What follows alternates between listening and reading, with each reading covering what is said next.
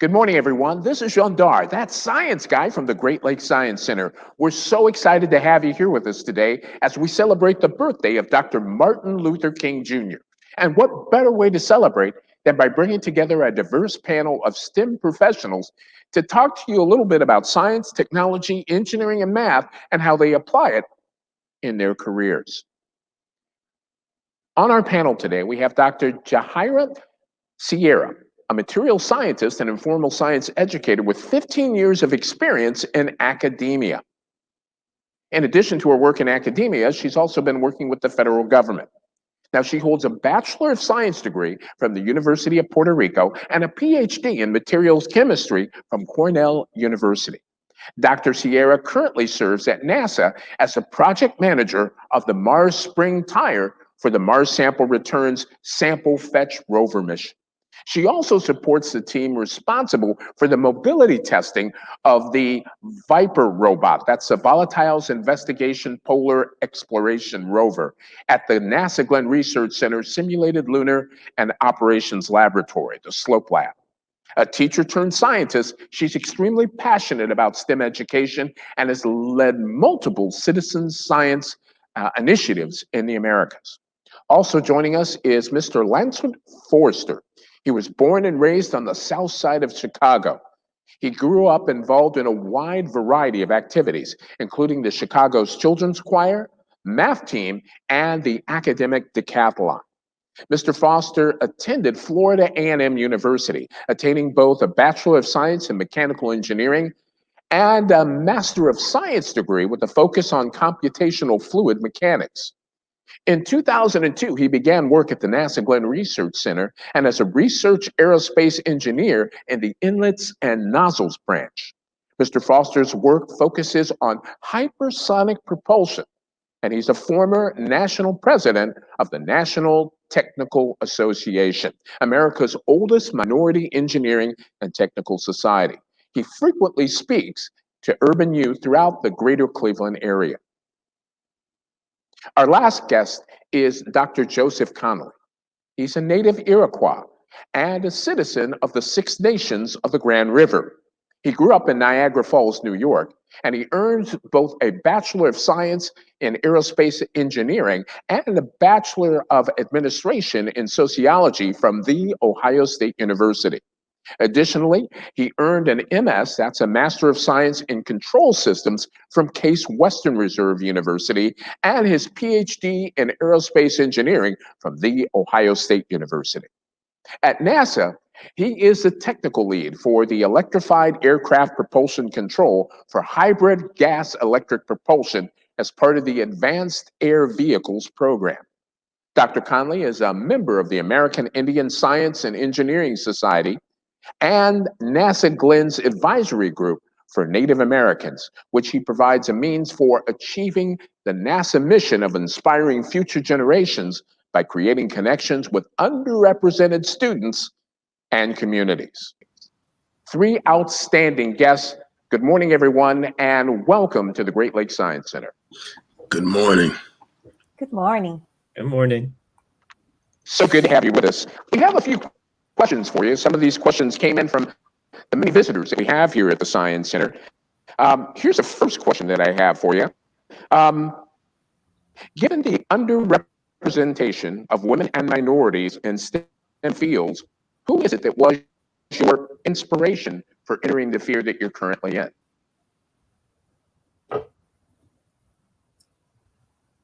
Dr. Conley, we can start with you.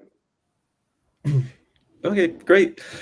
Thanks so much for the question. I would say one of the first things that sort of inspired me to get into the STEM fields was seeing a NASA shuttle launch on TV, and that just sort of blew my mind that something like that could happen. Hearing the countdown, I was completely enthralled, and that was absolutely what I was going to go try to do with my life.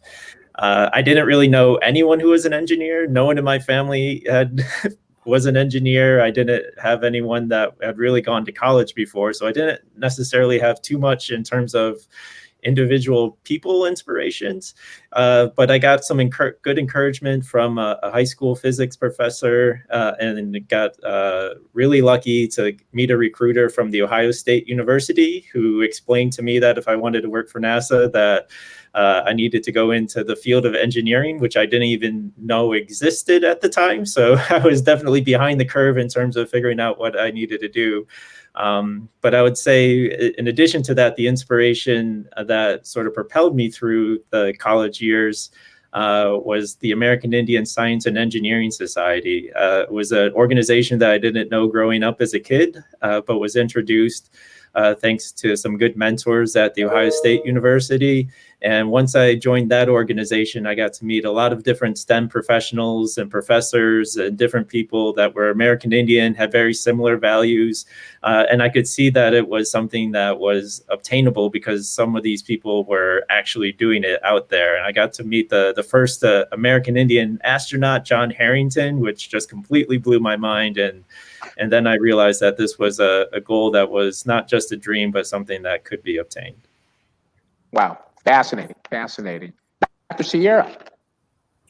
Hello. So for me, I can remember several instances or have very specific memories about times that I believe were those times that inspire me to look up and inspire me to have this curiosity spirit. I remember I was 5 years old and my dad woke me up to go and watch a planetary alignment. Something was happening in the sky. But to be honest, I don't remember what I was watching. What I remember was the sense of awe and the admiration that I could see in my dad's eyes when he was looking at whatever was happening up there. So that excitement, that emotion for what he was witnessing really had an impact. And I remember it until this day. Other memories that I have, and I believe that my enthusiasm for science and my curiosity spirit was also nurtured by the background and area. I grew up as a child. So I come from a small town in the coastal town in Puerto Rico, and just being close to the water, the ocean, the mountains, and as I said, like that clear night sky really instilled in me that passion for science. And this is very important to mention because getting kids and others excited about science and sharing the emotional side of science can inspire many to pursue careers in science, and doing it in their context, right? As I have shared these experiences in my context, I learned that I could be an explorer. Outstanding, outstanding. Mr. Foster, tell us a little bit about your inspiration. Yes, so I guess kind of similarly to Joe, I can't place any one big inspiration, one person I knew. I thought an engineer was the guy who drives the train, and I had no interest in that. I was always good in math. Math was my favorite subject, and strong in math and science. But I thought until probably my sophomore, junior year of high school that I would illustrate comic books for a living, because my attention span is short. I learned in more recent years that that's ADHD, but my attention span is short, and I would spend a lot of my time in class in my notebook drawing comics and drawing pictures with guys fighting and shooting in planes and things. I was always interested in things that fly, and I'd done a few science fair projects on things that fly, but it was like sophomore year of high school, guidance counselor said to me, "Lance, you have really good math and science scores. Did you ever think of being an engineer?" I thought, driving the train? No, never wanted to drive. But, looked into it, investigated more about it. At the time, my mom knew a guy at our church who was an electrical engineer, and talked to him. And just through kind of investigating and finding out more about it, it sounded interesting. And I'd always been interested in things that fly. So I chose mechanical engineering, not because I knew what I wanted to do with my life, but because I knew it was broad.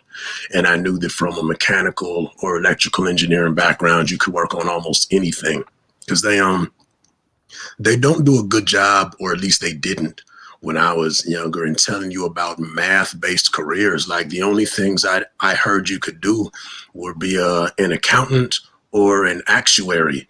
And it was like that, my dad's an accountant and it didn't which no knock against accountants, but it didn't particularly turn me on, and being an actuary didn't. So it just wasn't a thing I knew of until, later on. But I had a lot of support and push to, go in. And when I looked into it, and certainly looking at what they make as well, that didn't sound bad. Didn't sound bad. I love that. I love that. Now, here's another question for all three of you. We'll start again with you, Dr. Conley. One of our younger visitors had a question about what it is specifically that you do. So could you tell us a little bit about your career and some of the things that you're currently involved in? Sure. Thanks. So when I was in school, my focus was aerospace engineering, and my focus was in propulsion. And once I was able to get a position at NASA, I've been working on a number of different projects. One of the fun things about NASA is you get to span a whole bunch of different areas. So in my career at NASA, I've done some stuff with satellite navigation, so similar to GPS type networks, but out at the moon. I've done some work on thrust vector control for rockets. But most of what I do right now is focused on aeronautics.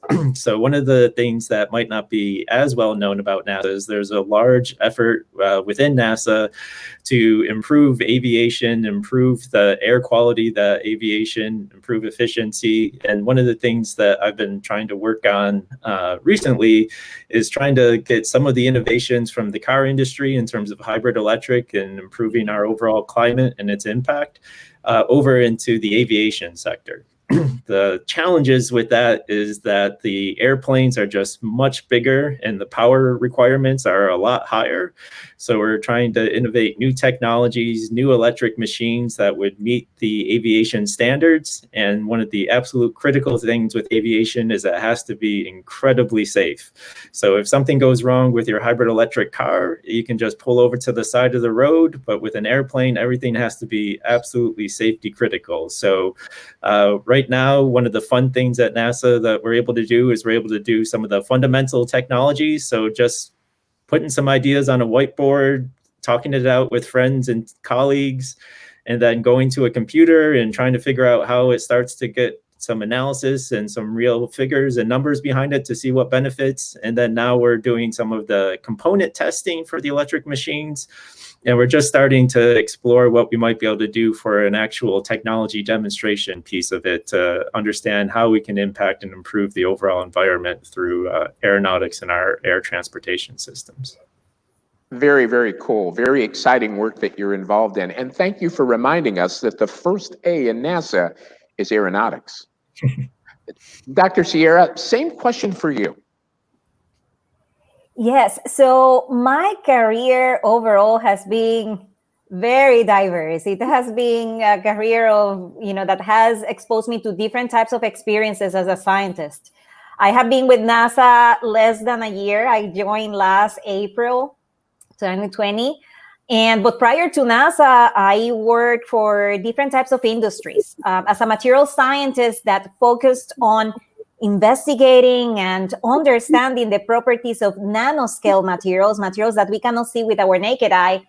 I was responsible and focused my research prior to NASA, focused my research on exploiting these properties to create materials that could be used to make, let's say, water-resistant clothing or odor-resistant clothing, and also materials with applications in the biomedical sector and energy sector, etc.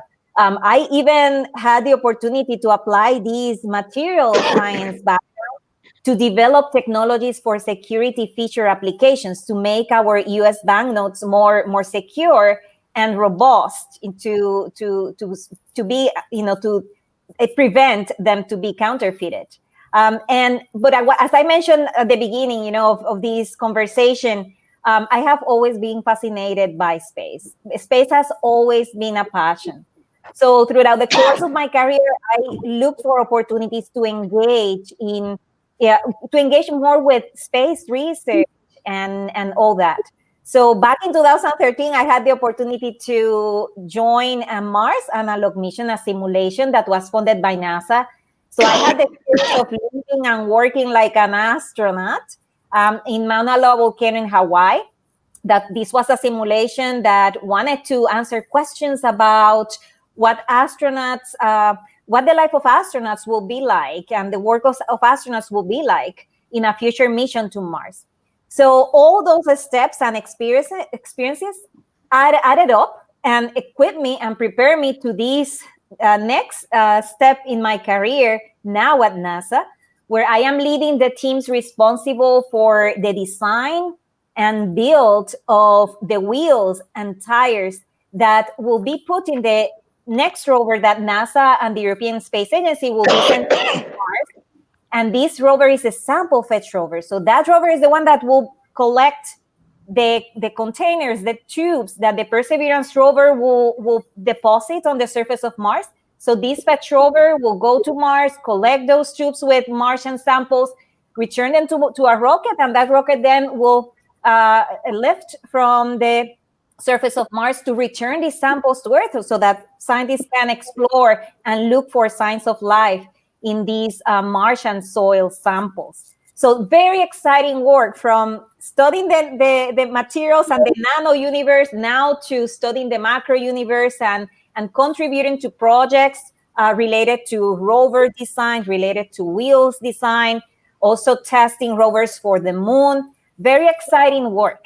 And the point that I want to make with this is that every decision you make in your career adds up to that skill set that then you can utilize to better serve your organization. And if you join NASA, to better serve the missions at NASA.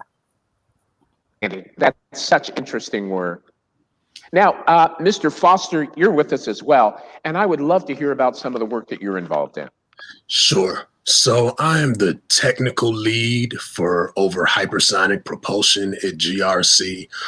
So I'm responsible for a handful of research projects related to enabling hypersonic flight. Hypersonic means anything beyond 5 times the speed of sound.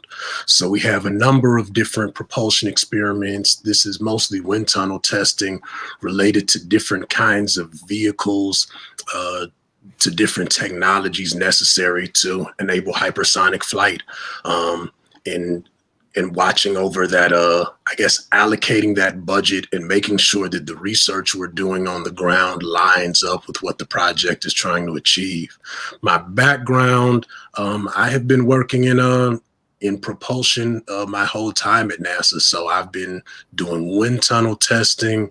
I do computational modeling, simulations. So, or at least I did more of that when they let me actually touch the work.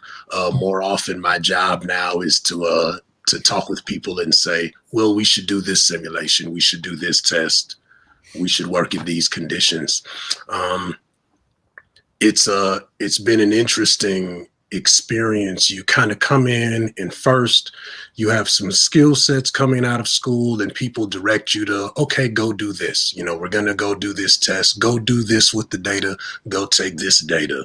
Then as you grow, you get more involved in deciding what data should we take? What tests should we do? And then, you know, as you grow, you get to a place where you're more involved in the decisions like, well, what kinds of things should we be doing? What kinds of tests should we do? What do we need to understand? You know, what are we hoping to learn? How can we set up an experiment that's going to help us learn what it is we need to know? So I enjoy that. And frankly, my job is it's capital allocation, which is words that won't mean anything to kids, but it basically means you have a bundle of resources, and part of the job is figuring out, with this handful of budget, what's the best use of this money to achieve what it is we want? How do we get the most bang for our buck out of our research dollars? So that I honestly enjoy connecting that to this technical work on the ground, to the engineering we're doing. And, frankly, I'm still amazed that as a person always into math and you're in it in school and we're doing these calculations on paper, it's still amazing to learn that the universe really works like that. Like you draw these figures and do these calculations and you get in a wind tunnel or something and it works. In my past, I was involved in the wind tunnel testing for the parachute that we put on the Mars rover. And, and you do that in a wind tunnel and you do the test and you get people their data and they go take it. And then you find out a couple years later, yeah, they're going to fly that. And they put it on Mars. So it's pretty, it's amazing. It's like, it really works, To tell you, I am so impressed with all the work that each one of you are doing. You are now my STEM heroes. Make no mistake about it. Here's another question for you, and I'll be honest. This particular question came from me. I just wanted to ask you, what are some of the challenges in your careers that you've faced, and more importantly, how did you overcome those challenges? We can mix it up a little bit. Dr. Sierra, if you'd like to take this one first, go for it. Sure. What were the challenges that I had to face and overcome during the course of my career? So one of them was, I was born and raised in Puerto Rico. My first language is Spanish. And when I started looking for opportunities to apply to grad schools, I knew that I needed to overcome that language barrier. So I learned English as an adult in my 20s.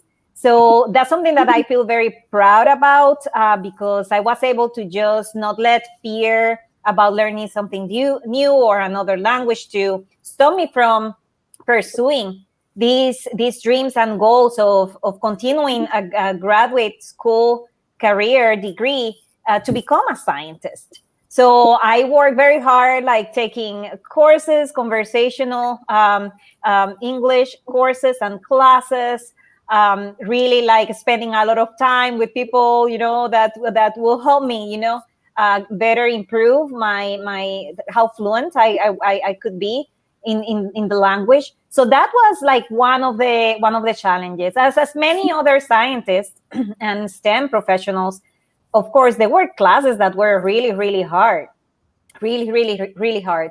But the most important thing was, at those times to basically tell myself, you are not going to give up. You have a dream, you need to stick with it and really like run the extra mile. So I would say that those are like very common challenges, but I feel very proud that I did not let those challenges to stop me from achieving my dreams. And another challenge has been or was at times in my career where even though I consider myself an extrovert, for whatever reason, when I then left my small hometown to go to school, and then I was interacting with more people and very impressive people, because then you start comparing yourself to others, and then you see like, wow, these people are so great, so smart, so genius. Then I started becoming a little bit shy and a little bit shy and reserved when times came where, the best thing that I could have done was to seek help, like go to the professors and ask questions, or ask a classmate, for a little bit of help. So not asking for help and reaching out to seek that help, sometimes, it was not the right step or the right decision to make. So I really encourage you, all of you that are listening to us, don't be shy to ask for help when you need help, and seek that help, and don't isolate yourself. We can work together as a team in the classes and overcome, the challenges together. So always look for the help you need. I love it. That's great advice. Great advice. Mr. Foster, same question for you. What were the challenges you faced and how did you overcome them?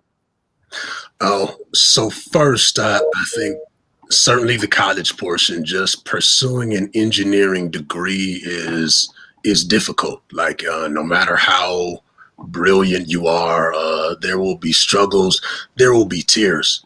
And I can frankly say, coming from high school, a lot of things in school came fairly easy to me. So I did have to actually learn how to, as a serial procrastinator, um, I had to learn not so much how to study, but how to kind of prepare ahead of time. I really spent kind of all my high school years being able to do everything at the very last minute, to the point that sometimes I would have work due in a class, and like in the in between class time before class, I'm finishing up my homework, and you get to college and that just does not and you won't survive like that.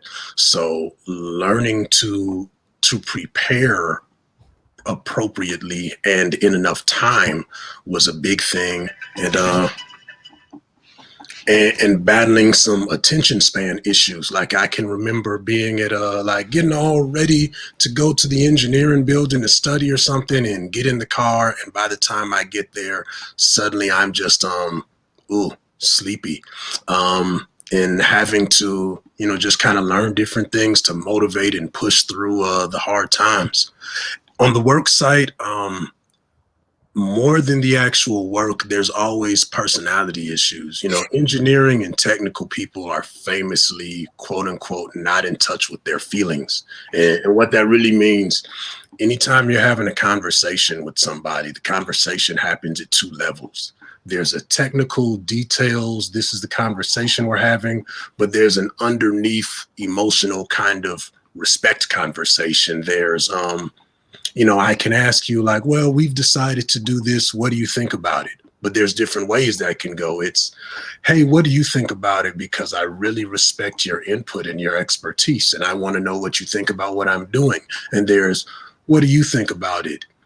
The organization chart says technically I have to ask you, but I know you don't know nothing, and I really don't care what you think. So what do you think?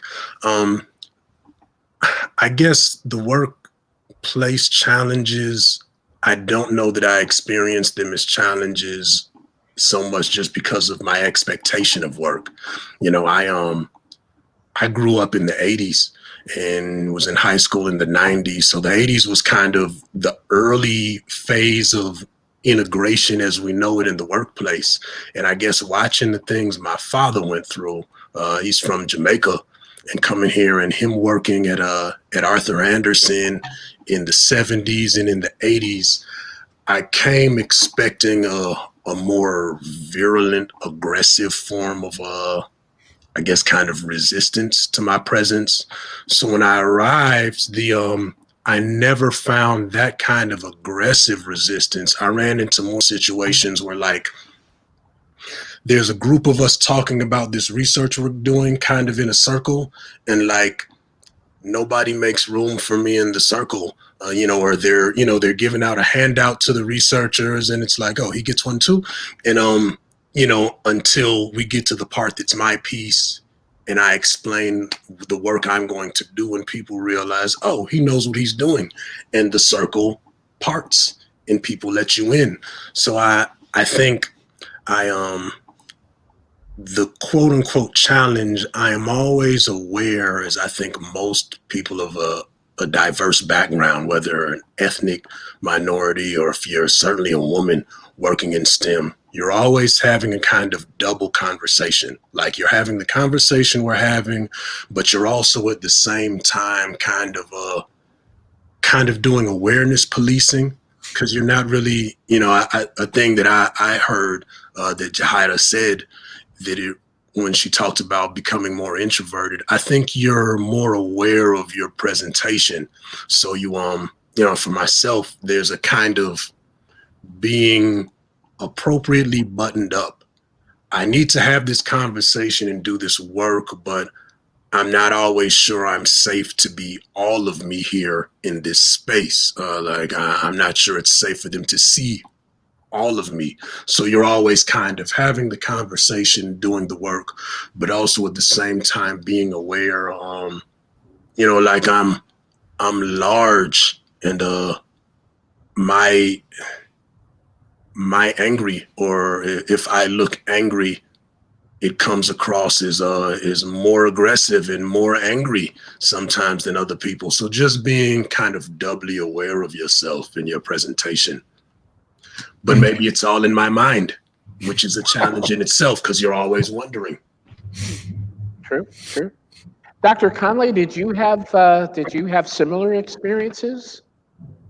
Yeah, I think I can relate to a lot of what was just said. I think growing up, perhaps me and Lance had some similar experiences, connecting with what he said earlier in terms of thinking an engineer was someone who drove a train. That was definitely me.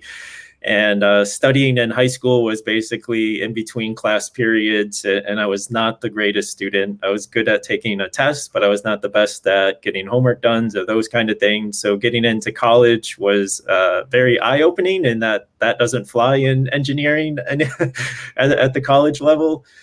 So one of the things that I would just add in terms of some of the challenges is I think a lot of times in society in general, and probably definitely in the science and technical fields, is sort of individual accomplishments can be glorified and really singled out. And as soon as you realize that nothing in science really gets advanced without a large group of team and leveraging the work of generations before you to advance the state of science, that will be a huge thing to overcome as you start to pursue your career in STEM.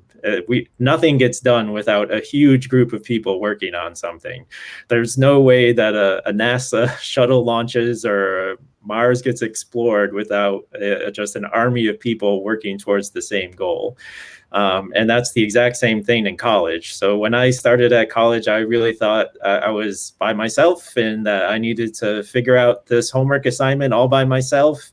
And I needed to study for this by myself. And that first year in college was not the best. And it wasn't until I realized that I needed a study group, study teams, leveraging everything, and working with a group to really excel and advance my career. And that's where I started to gain success. So I was one of the most improved award winner students. I was not the smartest student. Who definitely had some challenges to overcome in that first year.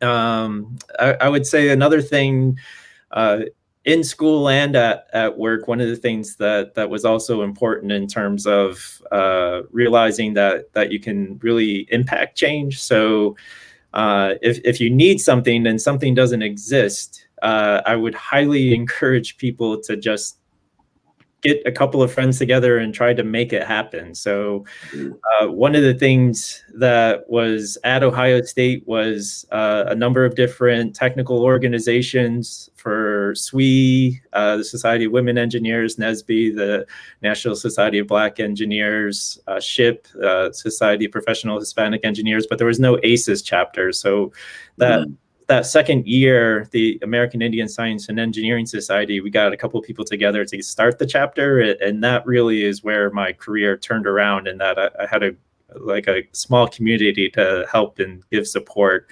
And if the rules are set up in a way that aren't going to help you because they didn't really think women were going to be in these fields or different minority groups in these fields, then you have to make some changes. So one of the things that I also did was for getting a dual degree, there was a foreign language requirement, but I advocated to the Dean of Arts and Sciences to allow for Haudenosaunee, my indigenous language, Onondaga, to be included in that and do independent study with my grandmother to try to preserve the language. Nice. So if things don't exist, you need to try to create them in any way that you can. And one of the other real things that I found to be very beneficial is that if someone says no, it's very easy to just go ask someone else to see if they will say yes. So every time I've ever tried to do something, usually someone says no at some level, and then I'll go ask some other people. And once you get that one yes, all you need is the one yes, and then you're good to go. So don't worry about getting a number of no's before you get that one yes.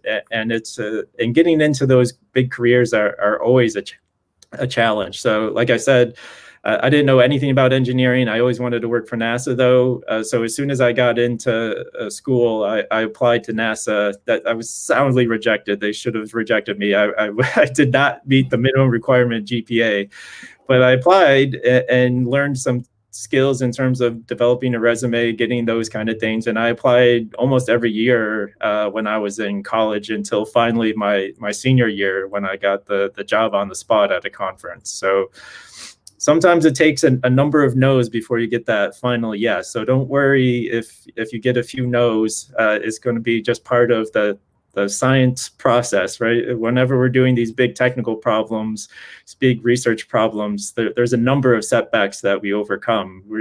If you don't have a setback in a big technical program that we're doing at NASA or some kind of challenge, then it's not really research. Someone else could have just done it and it would have been a formulaic thing that you advance. We're doing something that's incredibly hard. Realizing a dream is incredibly hard. I would definitely just sort of plan for some of those setbacks so that you can get those overcome. Here's so many similarities between all three of you, and thank you so much for sharing that.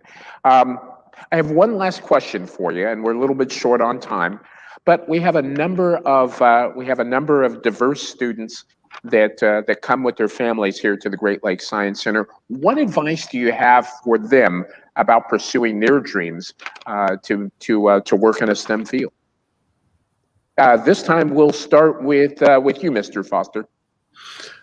I would say first and foremost to run towards passion, and not in the way, they tell people, everybody pursue your passion, whatever you like to do that, because maybe your favorite thing is to play basketball and you're not especially good at basketball. But pursue curiosity. Whatever the thing that's so fascinating to you, so interesting to you that you just want to geek out and learn everything you can about that, learn about that.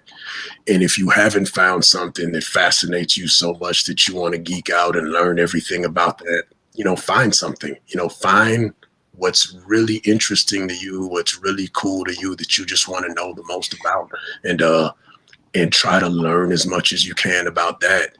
And then beyond that, the cliche things they always tell you, certainly math, being stronger in math and science helps you here. If you've struggled with math, don't let that discourage you. Math is cumulative in its learning. So a lot of people who are naturally pretty good at math think they're not good at math because they missed a step.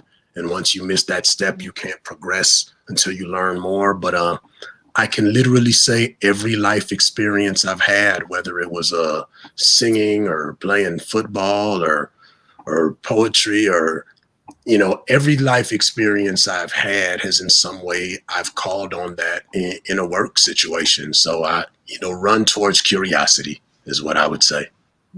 Very cool. Very cool. Dr. Conley? Yeah, I would definitely echo what Lance just said there. The only other thing I would say is try to seek out mentors. And when people say, please get in touch or contact me, take advantage of that, because a lot of times we do that and no one actually responds, even at career fairs or other things. A lot of us here are really dedicated and looking forward to having a more diverse workforce in the future, and we'll be doing everything we can to try to make that happen. And definitely we see you as part of that. And the other part I would say is try to find the connections where your curiosity overlaps. One of the things for me that was really sort of changed my perspective and how I fit into STEM careers was connecting it with our culture. So with the Haudenosaunee, we have a Thanksgiving address where we give thanks to everything. And one of the key things with that is it sort of embeds all of our scientific knowledge in how we give thanks. Like the leader of the different fruits and vegetables are the ones that blossom first. And being a part of a STEM career and being part of NASA allows us to not just understand that, but also provide guidance to cultural experts on how we're going to advance those Thanksgiving addresses to include other parts of the solar system and things that we can be thankful within our environment. So finding ways to connect with your culture and your community really makes everything better as you move it along in your career. Wonderful. Great advice. Great advice. Dr. Sierra, you have the final word today. What's your advice to those young people? Excellent. So my advice will resonate with what have been said already. When I think about mentors, when I think about being proactive in your career and your quest to reach your dreams, I would like to advise any kid, any teenager, any young adult to seek to go and connect with the STEM professional network. Let's say that you would like to learn more about engineering, that you are, feeling a passion for an engineering field, for instance. Look in social media, look in the NASA website, and connect, email those professionals working in the fields that interest you.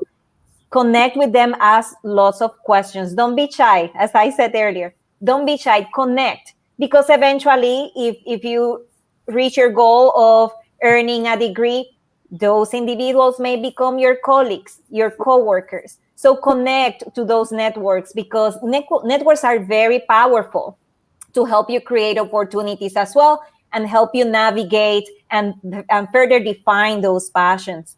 And as it was said, yes, very important.